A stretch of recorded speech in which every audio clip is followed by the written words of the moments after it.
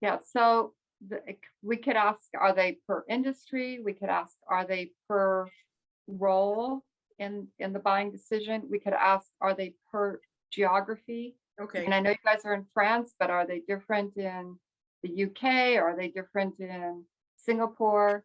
I mean, we could ask, are they different based on company size? If we're selling B2B, Okay. are they different based on company size? So Okay. all of those are valid questions. And those are questions that our approach to buyer personas ultimately answers. Because when we interview customers or buyers rather, to understand, those five categories of insight that I mentioned here as the science part, we can look for differences. And if they're different by industry, then we learn that from what the buyers are saying.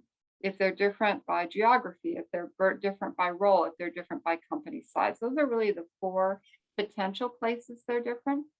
What I can tell you, because we have the benefit of having done this for work for 150 clients and across every part of the globe and apart across every size company, across every kind of buying decision you can think of, is that industry, up until COVID, industry was rarely important as a differentiator for buyer personas. COVID changed that a little bit because some industries were really severely affected in a negative way by COVID, and other industries are thriving because of COVID. And then there's that great middle part, which is kind of like, oh, didn't really change much for us. And so now industry can be a way to think about that. But I would tell you that that's probably pretty obvious to you. You don't have to do a lot of research to know that. I mean, we all know which industries were most For negative for affected. now, for sure. So, and the other surprising thing, especially for you guys in France, is that geography, while it does change the differences in some of the way people think, in based on France versus, I don't know, Quebec. We do a lot of work for Canada, and is Quebec different than, some of the folks that are in British Columbia, in Canada. And that you can find differences, but you can also find so much that they have in common that you and here's what I always tell people, because it's easy to get too many personas, and this is a big hazard. It's a That's big risk, the that's most what I dangerous heard thing about. you can do. Yeah. And so I always tell people, instead of searching and searching for what's different based on industry, geography, company size, or role, search for what they have in common. Mhm. Because here's the rule you can for sure write down.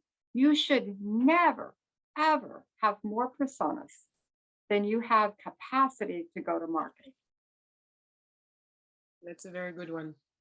If you can't afford to build two completely separate marketing strategies for two different industries, you should not have two different personas. Should find out what those people have in common, because ultimately this work is not about having personas. This work is about having effective marketing strategies. I And love that. people get caught up in this, and I mean, a, a client we just started working with, they had 135 personas. Oh, 135. Now, how do you this is manage that? It's this is a $4 billion company in the US. So they are a big company, but okay. still, this is patently absurd. There is no value in having that many personas. And so our work is to help them get down to, I don't know, four, five maybe, Oh, wow. And you because did that already? that's how many ways they have capacity to go to market. And I just like to always, I never want to get through a conversation like this where I have an audience listening to me without saying that. You don't want more personas. And the way to achieve that is to look for what they have in common instead of what they have that's different.